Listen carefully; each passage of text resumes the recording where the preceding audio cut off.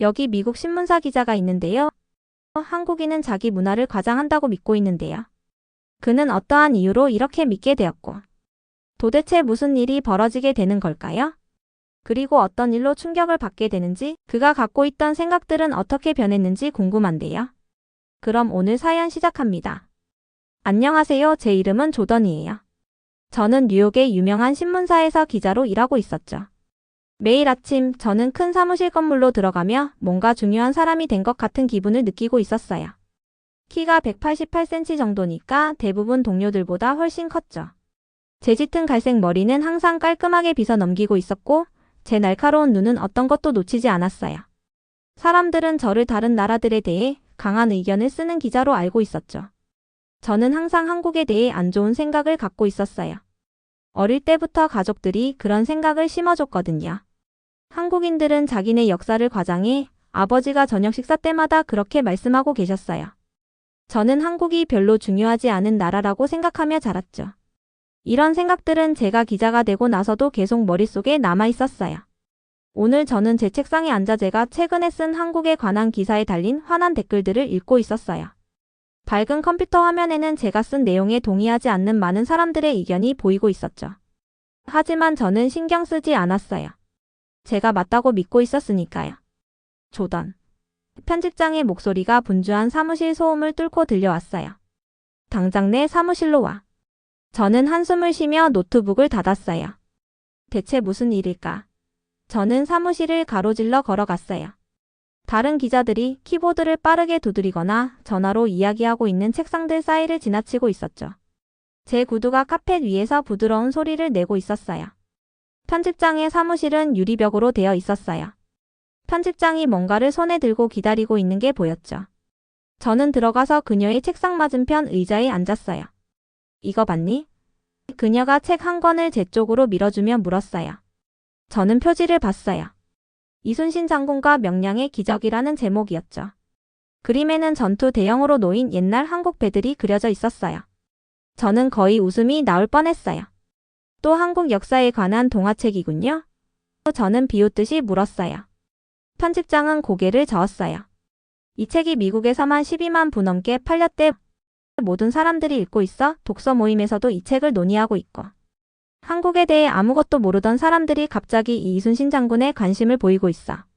미국인들은 뭐든 흥미로운 이야기면 믿지요. 저는 의자에 기대며 말했어요. 그리고 가슴 앞에서 팔짱을 끼고 있었죠.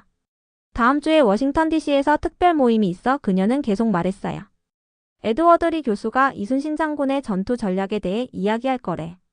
내가 가서 기사를 써오길 바래. 제 기분이 갑자기 좋지 않아졌어요. 제가 한국 역사 주장에 대해 어떻게 생각하는지 아시잖아요. 그래서 내가 더 가봐야 하는 거야? 그녀는 단호하게 말했어요. 내 의심을 활용해. 어려운 질문들을 던져봐. 하지만 조던. 그녀는 제 눈을 똑바로 쳐다보며 말했어요. 진짜 연구를 기대할게. 내 평판이 걸린 일이야. 그날 저녁 저는 서점에 서 있었어요. 밝은 조명이 주변의 다채로운 책 표지들을 비추고 있었죠. 저는 마지못해 이순신 장군의 전설이라는 책을 집어들었어요. 계산하려고 줄을 서 있는데 주변 사람들이 흥분해서 이야기하는 소리가 들렸어요. 그 시대의 거북선은 정말 놀라운 기술이었어. 제 근처에 있던 한 남자가 말하고 있었어요. 하객진 대형도. 그의 친구가 대답했어요. 정말 천재적이야. 그들 중 누구도 한국인처럼 보이지 않았어요. 왜 그들이 이런 것에 관심을 갖고 있는 걸까요? 제 주머니에서 휴대폰이 진동했어요. 세미나 참석을 위한 워싱턴 DC 여행을 확인하는 이메일이었죠. 이번 과제에 대해 이상한 기분이 들었어요. 보통은 제 일에 자신감이 넘쳤는데 이번엔 뭔가 달랐어요. 그날 밤 제 아파트에서 저는 커피 테이블 위에 놓인 책을 바라보고 있었어요. 표지에는 좁은 물길에 있는 배들이 그려져 있었죠. 읽기 시작해야 하는데 제 생각이 도전받는 걸 원치 않았어요. 만약 제가 써온 것들 중 일부가 사실이 아니라면 어떡하죠? 저는 낯선 바다와 멀리서 들려오는 전쟁 북소리를 꿈꾸고 있었어요. 워싱턴 DC의 컨퍼런스룸은 사람들로 가득 차 있었어요. 저는 뒷줄에 자리를 잡고 모든 사람을 관찰할 수 있었죠. 제 노트북은 무릎 위에 놓여 있었고 펜은 준비되어 있었어요. 오늘 들을 모든 실수를 적어 내려갈 계획이었죠. 에드워드 리 교수가 무대에 올라왔어요. 그는 약 60살 정도로 보였고 깔끔한 어두운 정장을 입고 있었어요. 그의 자세는 고답고 자신감 있게 움직이고 있었죠. 그가 말을 시작하자 전체 방이 조용해졌어요. 이순신 장군은 그가 강한 목소리로 말했어요. 1597년 명량해협에서 단 12척의 배로 330척의 적함대와 맞서 싸웠습니다. 살아남았을 뿐만 아니라 자신의 배는 한 척도 잃지 않고 31척의 적함을 파괴했죠. 저는 작은 미소를 지으며 이것을 적어 내려갔어요. 불가능해 저는 생각했어요. 그런 악조건에서 이길 수 있는 사람은 없을 거예요. 하지만 리 교수는 큰 화면에 상세한 지도를 보여주기 시작했어요. 그는 해협의 위험한 물살에 대해 설명하고 있었죠. 이순신이 배를 어디에 배치했는지 정확히 보여주었어요. 그는 이순신이 자연을 어떻게 무기로 사용했는지 이야기했어요. 교수는 단순히 주장만 하는 게 아니라 여러 출처의 증거를 보여주고 있었죠. 질문 시간이 되자 저는 일어섰어요. 교수님, 저는 소리쳤어요. 이 숫자들은 믿기 어려워 보입니다. 12척의 배가 330척을 상대로요? 그건 역사보다는 이야기 같은데요? 리 교수는 저를 똑바로 쳐다봤어요. 뉴욕타임즈의 조던 토마스 씨 그가 말했어요. 그가 저를 알고 있다는 게 놀라웠어요. 당신이 의심하는 이유를 이해합니다. 하지만 이순신의 승리는 한국 역사책에만 있는 게 아닙니다. 일본 전쟁 기록에도 이 패배에 대한 내용이 있고 유럽 선교사들도 이것을 목격했죠. 심지어 오늘날 영국 해군도 이순신의 전투 계획을 연구하고 있습니다. 모두가 떠난 후 리 교수가 제게 와서 이야기했어요. 그는 번역된 문서가 가득 든 폴더를 주었죠. 정확한 보도에 정말 관심이 있다면 그가 말했어요. 직접 이 장소들을 가보는 게 어떨까요? 3주 후 저는 인천국제공항에서 비행기에서 내리고 있었어요. 공항이 저를 놀라게 했어요. 크고 깨끗하고 현대적이었죠. 제가 예상했던 것과 전혀 달랐어요. 밝은 조명이 매끄러운 바닥을 비추고 있었어요. 모든 것이 효율적으로 작동하고 있었죠. 서진호 박사가 저를 기다리고 있었어요. 그는 50대 중반으로 친절한 눈과 부드러운 미소를 가진 분이었죠.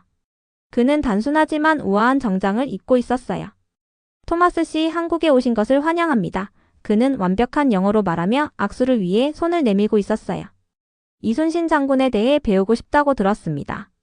무엇이 진실이고 무엇이 만들어진 것인지 알고 싶습니다. 저는 차갑게 대답했어요. 서 박사는 계속 미소 짓고 있었어요. 그럼 우리는 방문할 곳이 많겠네요. 내일 우리는 KTX 열차를 타고 통영으로 갈 겁니다. 이순신 장군이 한산도 전투에서 승리한 곳이죠. 그날 밤 호텔 방에서 저는 서울의 스카이라인을 바라보고 있었어요. 수천 개의 불빛이 빛나는 높은 건물들이 제가 볼 수 있는 한멀리까지 뻗어 있었죠. 현대적인 다리들이 넓은 강을 가로지르고 있었어요. 이 도시는 뉴욕이나 어떤 유럽 수도만큼이나 발전해 보였어요.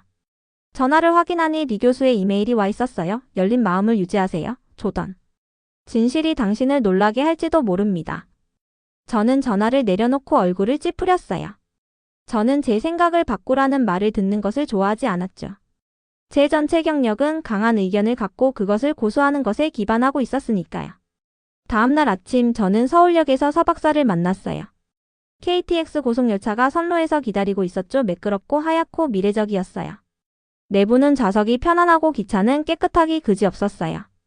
기차가 움직이기 시작하자 너무 부드럽게 가속해서 거의 느껴지지 않았어요. 전화의 속도 앱을 확인하니 시속 거의 190마일로 달리고 있었죠. 창문으로 보이는 시골 풍경이 빠르게 지나가고 있었어요. 서 박사가 제 놀란 표정을 알아챘어요. 더 오래된 기술을 기대하셨나요? 그가 부드럽게 물었어요.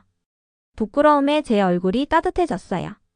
이렇게 발전된 모습일 줄은 몰랐어요. 저는 인정했어요. 많은 방문객들이 놀라워합니다. 그가 말했어요. 새로운 장소를 방문할 때 우리 모두가 직면하는 첫 번째 도전이죠.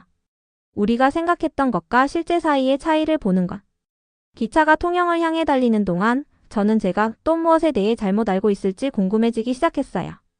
이 작은 의심은 불편했어요. 마치 신발 속의 자갈처럼 털어낼 수 없는 느낌이었죠.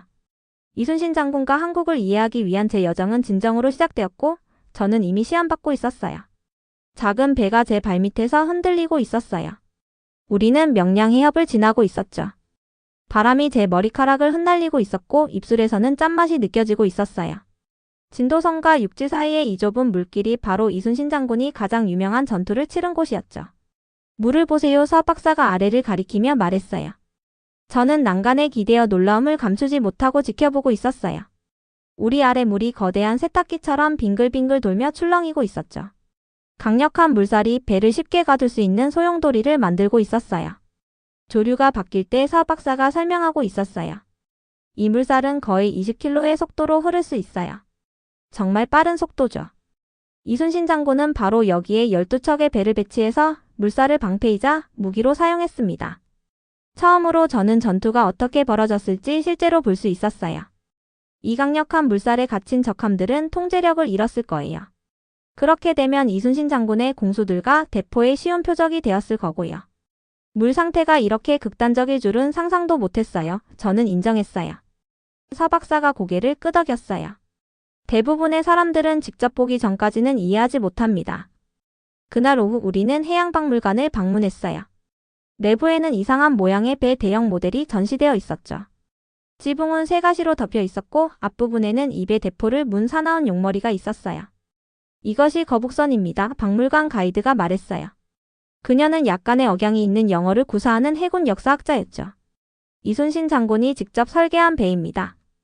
이것은 세계 최초의 철갑전함으로 서양 국가들이 비슷한 배를 만들기 거의 300년 전에 제작되었습니다.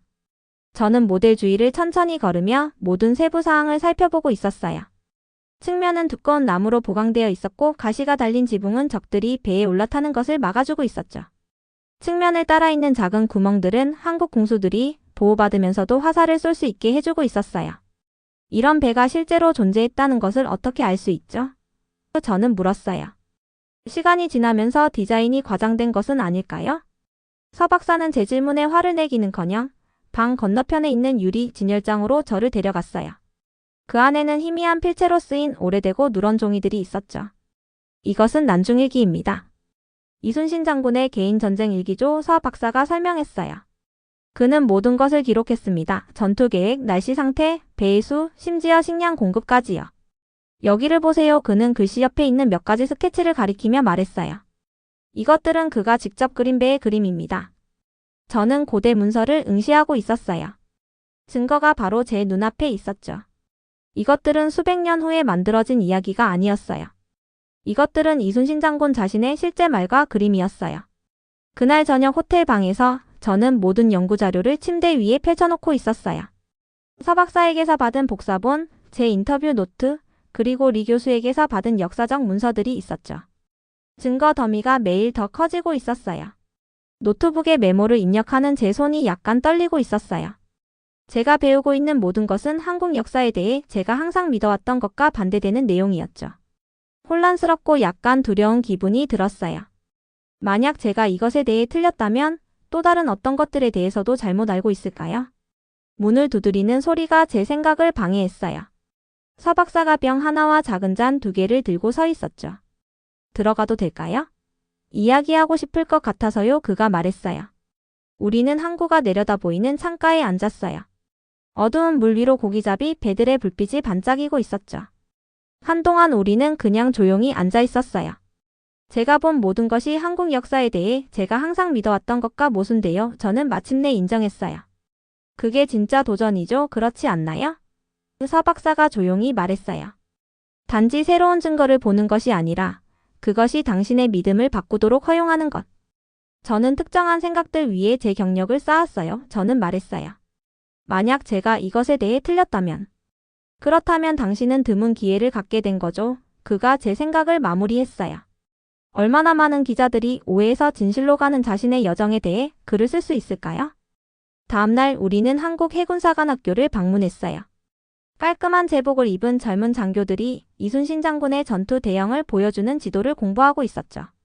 미국, 영국, 심지어 일본에서 온 학생들도 있는 것을 보고 놀랐어요. 하객진 대형은 한 미국 장교가 전술 지도를 가리키며 설명하고 있었어요. 이순신 장군의 걸작이었습니다. 그는 적함을 함정으로 유인한 다음 학의 날개가 다치듯이 측면에서 포위했죠. 우리는 오늘날 아나폴리스에서도 이 전략의 변형을 가르치고 있습니다. 저는 그곳에 서서 제가 한국 선전의 인물로만 무시했던 사람의 전술을 공부하는 전 세계의 군사 전문가들을 지켜보고 있었어요. 제가 신중하게 쌓아올린 믿음이 무너지기 시작하고 있었죠. 그날 밤 저는 침대에 누워 천장을 바라보며 잠을 이루지 못하고 있었어요. 제가 직면하고 있는 시련은 이순신 장군이 직면했던 것처럼 물리적 위험이 아니었어요. 제 전투는 제 마음속에 있었죠. 저는 제 고집스러운 믿음과 오랫동안 틀렸다는 것을 인정하는 두려움에 맞서 싸우고 있었어요. 하지만 마음 깊은 곳에서 저는 제가 무엇을 해야 하는지 알고 있었어요. 진정한 기자는 불편하더라도 진실을 추구합니다. 심지어 그것이 마음을 바꾸는 것을 의미할 때에도요. 내일 저는 제 기사를 쓰기 시작할 거예요. 그것은 제가 쓰려고 계획했던 회의적인 글이 아닐 거예요. 대신 제가 배운 것과 이 여정이 어떻게 저를 변화시키기 시작했는지에 대한 정직한 이야기가 될 거예요. 통영 항구 위로 해가 지고 있었어요. 하늘은 아름다운 주황색과 분홍색 빛깔로 물들어 있었죠. 저는 바다를 향해 있는 나무 벤치에 혼자 앉아 있었어요. 제 무릎 위에는 제 필체로 가득 찬 노트북이 펼쳐져 있었죠. 저는 한국에서 보낸 3주 동안 배운 모든 것을 담아내려고 몇 시간 동안 글을 쓰고 있었어요. 부드러운 바람이 소금물 냄새와 근처 식당에서 나는 구운 생선 냄새를 날라오고 있었어요. 작은 어선들이 항구에서 부드럽게 흔들리고 있었죠. 멀리서 저는 이순신 장군이 한때 놀라운 용기와 뛰어난 전략으로 나라를 지켰던 섬들을 볼 수 있었어요. 주머니 속의 전화기가 진동했어요. 편집장의 이메일이었죠. 기사는 어떻게 되어가고 있어? 마감일이 3일 남았어. 저는 메시지를 바라보며 깊게 숨을 들이쉬었어요. 제가 쓰고 있는 기사는 그녀가 예상했던 것과 전혀 달랐어요. 한국 역사를 비판하는 대신 저는 역사상 가장 위대한 군사지휘관 중 한 명에 대해 쓰고 있었죠.